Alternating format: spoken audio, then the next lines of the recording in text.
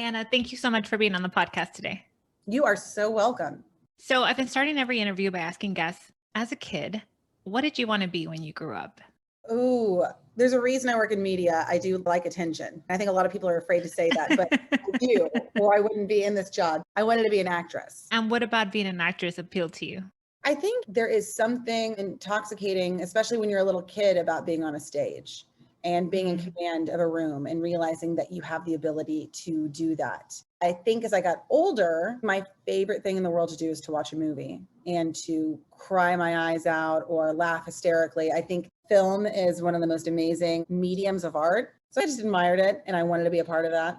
that's awesome. So, would you mind telling the audience what you do now and how that connects to you wanting to be an So actress? this is a really easy one. So I'm the host of Good Morning Texas. That is a lifestyle show. It's local here in the Dallas-Fort Worth market. My background before that was working in news as a reporter, anchor. I did a social media position. That's more traditional news, the news of the day, crime, politics, all that, how that connects. Because I always wanted to get to the place where I'm at now. I always Mm, wanted to get to that lifestyle talk show, more fun space. mm, Is it's storytelling. Number one, mm. you are in command of an audience. So there's that element, that thrill that you get. And it's storytelling. When you interview somebody that quit their six-figure salary to go open a business, that you could write a movie about that Mm, because the stakes are mm, so high. mm. So I get to do storytelling in a different way and connect with people.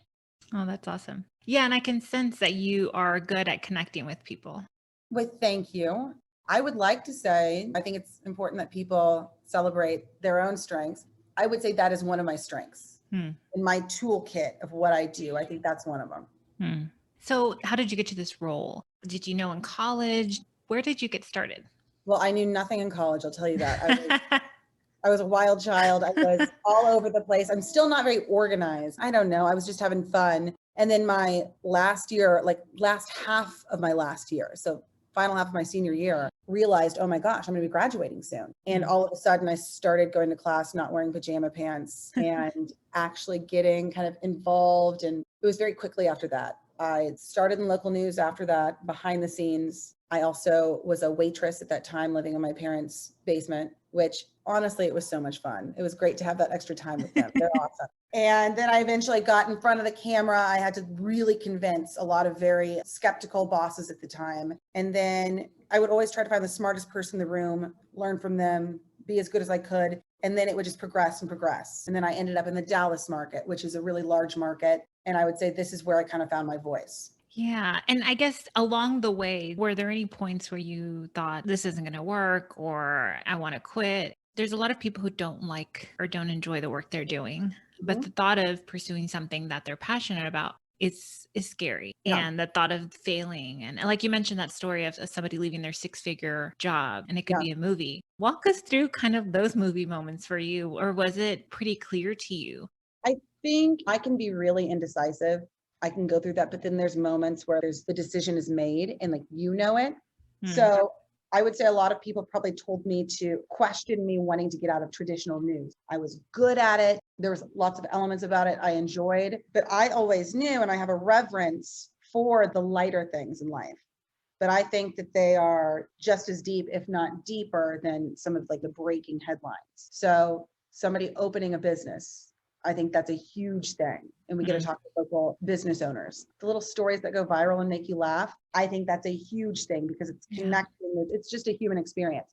So long story long, I would say there wasn't like a crazy moment. I just knew. I knew that I always wanted to use news as a vehicle to train my communication skills to get to the space I'm at now. Mm. And I'm new in this space right now. So I'm not even thinking about what's next. I'm in that fresh honeymoon stage of this is a brand new challenge. Mm. Well, I love that you shared that. So you said you have a reference for the lighter, and I'm putting that in quotes, right? Like Yeah. the lighter Yeah. things. Yeah. Yeah. Yeah. It seems like maybe some people would respect the tougher stuff, and you have a passion for the lighter things, again in quotes, but you knew that this is what you were passionate about. I knew it was what I was passionate about. I'm 33 now. And I would say it's only in the last 2 years I'm at the stage of my career slash life where I'm not looking to convince other people or have validation. I used to always try to Mm, convince people that, oh my gosh, this feature story about the retired school teacher who writes thousands of handwritten notes to former students every year. And that's a true story. To me, that's as powerful of a story that can exist.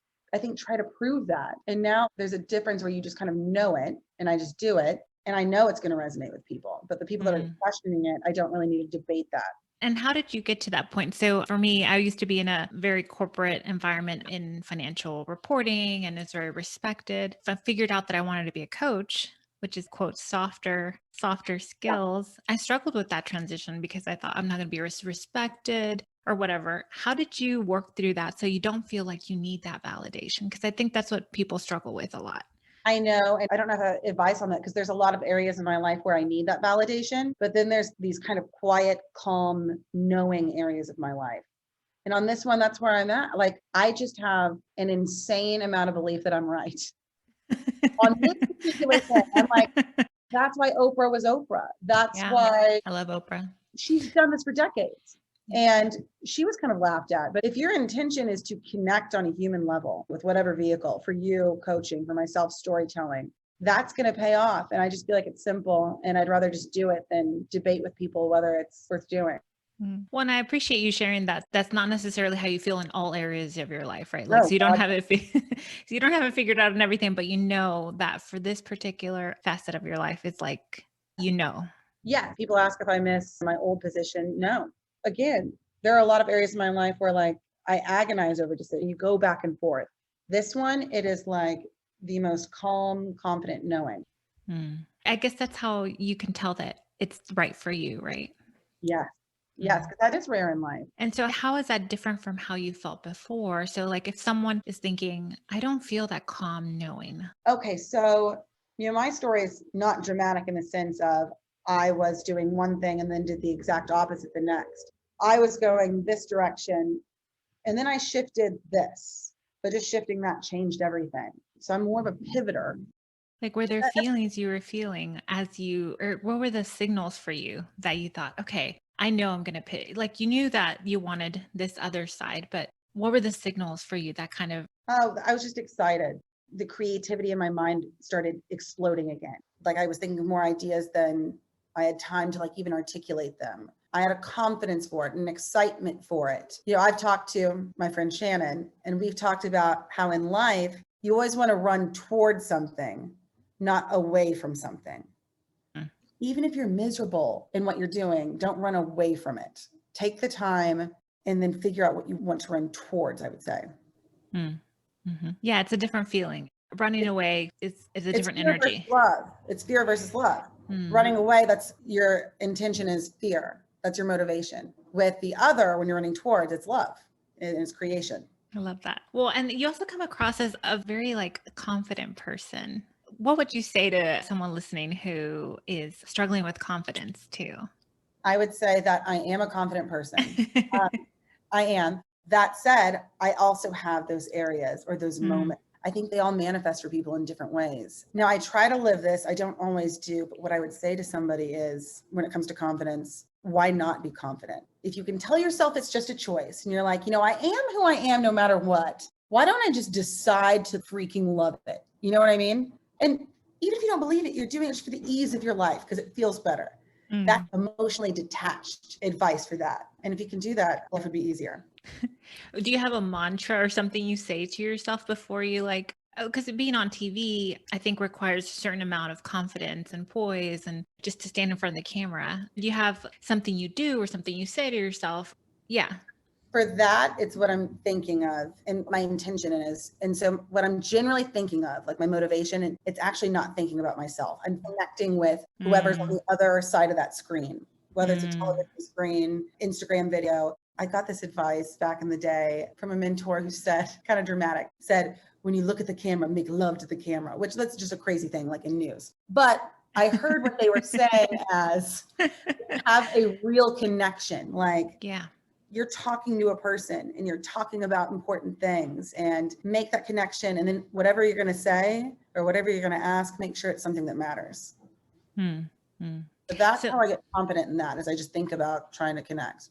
and then you think of it as one person. Or do you think of it as a group of people? Think of it as one person. And Mm. that person, I've never actually thought about this. That person changes. Like when I Mm. do an hour-long show, you're up there the whole time. So it just kind of changes. But there's like just like little flashes in your mind of who this person may be. Mhm. I love that. You said you think about the other person, not yourself. And that helps you with showing up confidently. It does. And I don't know if there's anything to pull from that, like in other areas of life, but for that section of my life, my work performance, that is what I focus on. And it actually kind of helps because then I'm not focusing, it's not internal. And when you do that, that's kind of when you get in your head. I just had someone else who also works in front of the screen, and she also shared that for her, when she had her first big interview with like a celebrity, she was so nervous. And then she thought, well, this is really for the audience who's going to be listening to this interview about this movie. And she loves movies. And so she made the audience, and it helped relieve. She had like 2 minutes with this person. So there was a lot I of know, pressure on her.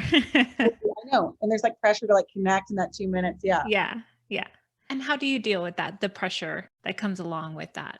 So are you talking about like that specific style of interview? Or just in general. Yeah. Well, that's interesting as an interviewer. So for people that don't know, when hosts or journalists are doing interviews with anyone doing a book tour or like a big Hollywood star, they are all like 4 minutes long. So when it's not Mm. COVID, you're ushered into a room, you sit across from them, they have a team that's recording you and recording them, and you get to introduce yourself. And as soon as you do, they start the timer and it's 4 minutes. Wow.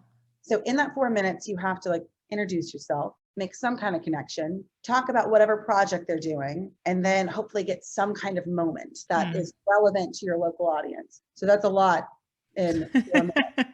And so it's like speed dating, and it's a fun challenge as an interviewer because it's not a normal conversation. So you have to think about it like, ooh, what's a little moment I could build? I interviewed Jamie Foxx a couple of weeks ago, and he was great. He's a great interview. This really isn't my skills. He'll show up for whoever and just really bring it. But I had asked on Instagram if anybody had a question for him, and a Mm. bunch of people sent them in. But one guy said, will he cover another George Strait song? Apparently, Jamie Foxx had covered George I didn't Strait. know that. I didn't know. I looked it up. So I posed that to Jamie, hoping that we'd have a moment where maybe he would oblige us and sing. And like he's the ultimate entertainer, and that's exactly what he did. But have That's awesome. can you get this little moment in this short time?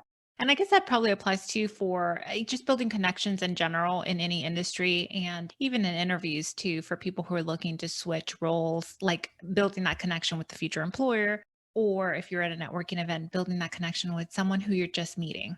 Yes, I think so. And I think my new title is host. Mhm. And I think people in media, I think that title, it actually says a lot, like a host. So if you're in media, in Mm. communication, it should be about serving your guest. So if you're the host of a party, a good hostess is concerned about their guests, is interested in their guests, seats them with the right person.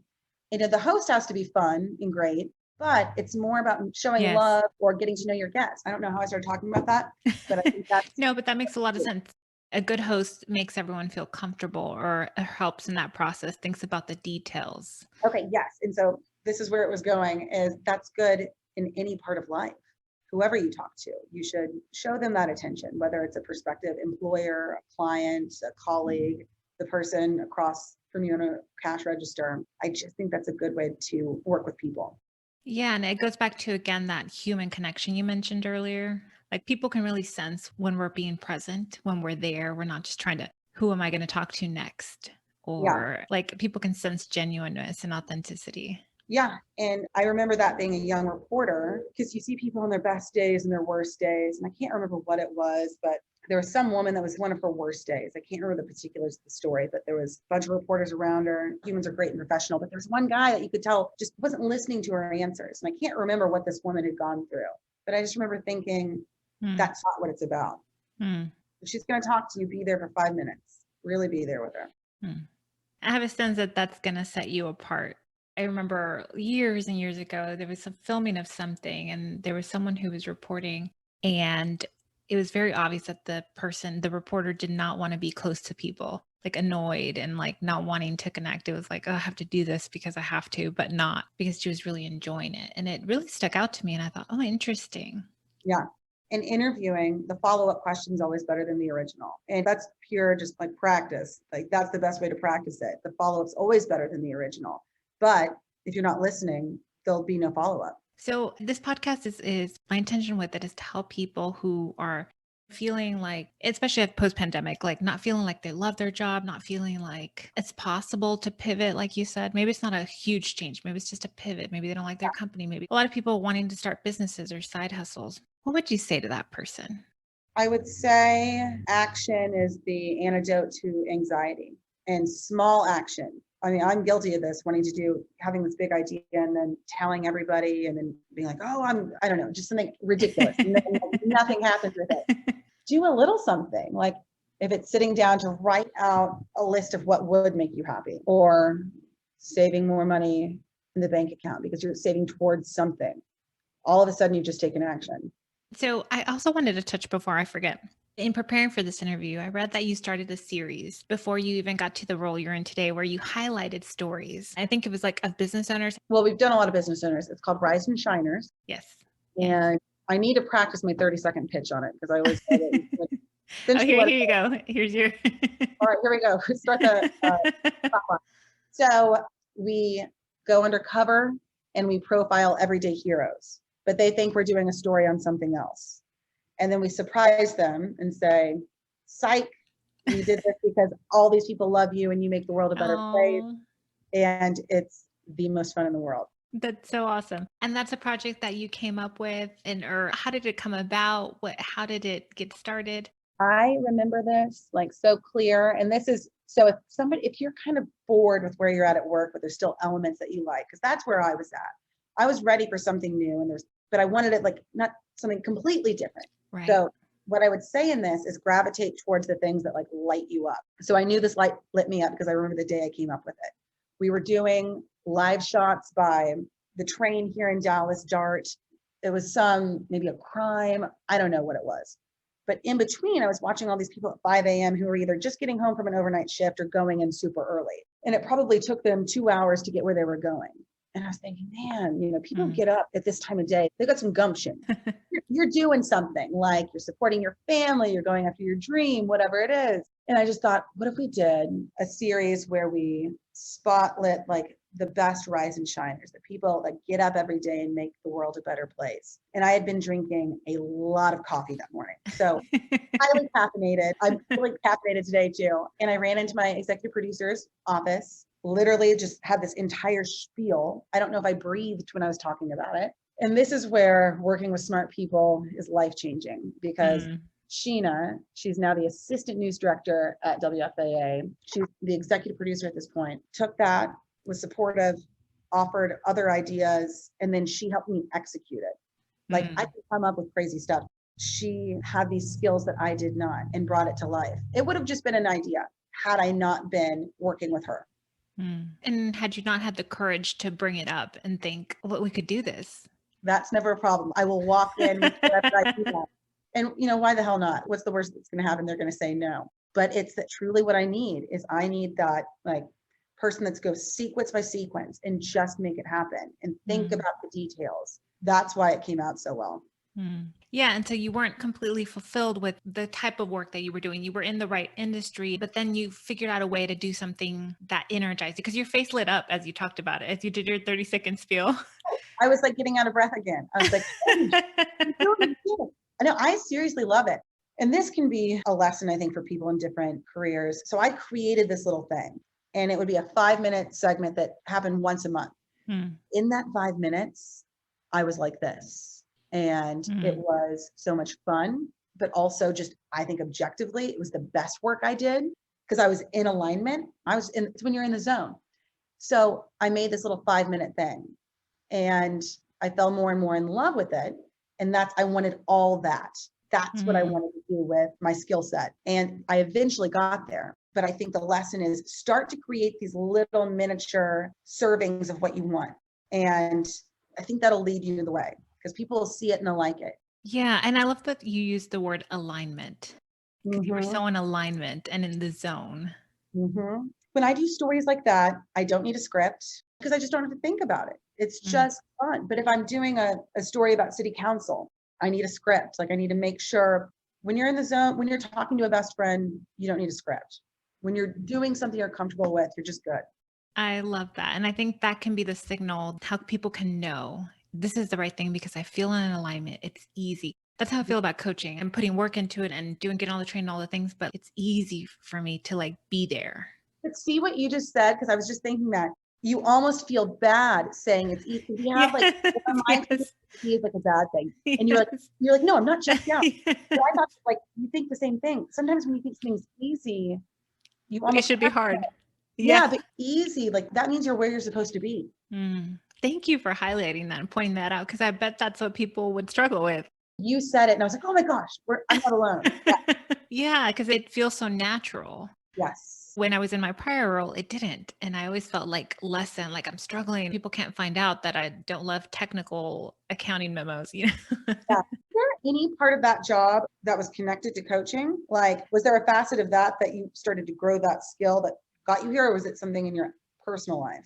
So I started doing it on the side, but I always found people coming into my office and talking to me about what they were struggling with. Yeah. And I would worry, I'm like, oh, my director is going to think people are always in my office talking to me. And it was me listening to other people at work, my peers talking about personal things or something they were struggling at work. And they'd come to me because I was a good listener and I would help them feel better. They'd come out feeling lighter and energized. And that's what I want for my clients too. They come to my sessions and then they feel lighter, they have clarity, they're energized. Howard, Yeah. Yeah. for everyone listening at home, that's the lesson too. Like sometimes you don't expect it. That wasn't on your agenda, No. but you're like, oh gosh, just because you're not making money doing that in the moment doesn't mean that you can't make a living and support yourself Right. in life. Yeah. I didn't realize it, but I never thought I could until I hired a coach and all of that. But that didn't even come across. It just came so easy. I didn't realize this is my favorite part of my day, talking to people. How did you realize that? You asked me something earlier and I was like, oh my gosh, I had never thought about that, which is always a fun, when you have an aha, that's always a fun moment. So how did you have that when you're like, oh damn, I love this?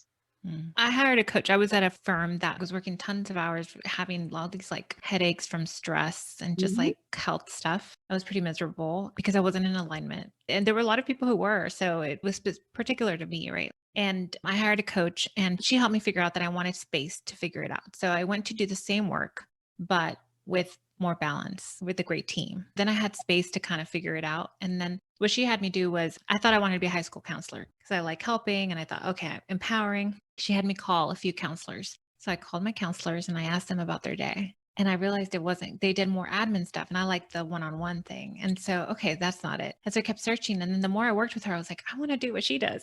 I love that. Did you tell her that? I did, yeah, and she became a model for me of a mentor, a model that, like, I thought, I can live a life that's different doing this work, and it is possible to make a living off of it, and it's not too soft because at first it was the thought of what are people gonna think, Yeah. all the things.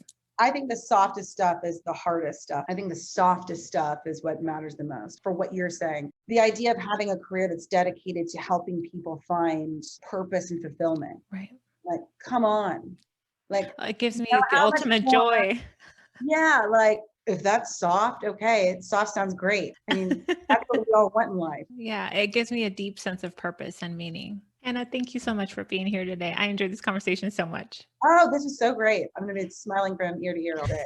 Well, tell us, how can people find you? How can people follow along your journey? Oh, let me tell you. Watch Good Morning Texas at 9 a.m. Monday through Friday. You can go to social media. My Instagram is Hungry Hannah because I like to eat and we talk about that on there. Then I'm on Facebook, Twitter. But yeah, a quick Google. That'll do Yeah, you. I'll add the links on the show notes. I Thank you appreciate so it. much. Thank you so much. This was so much fun.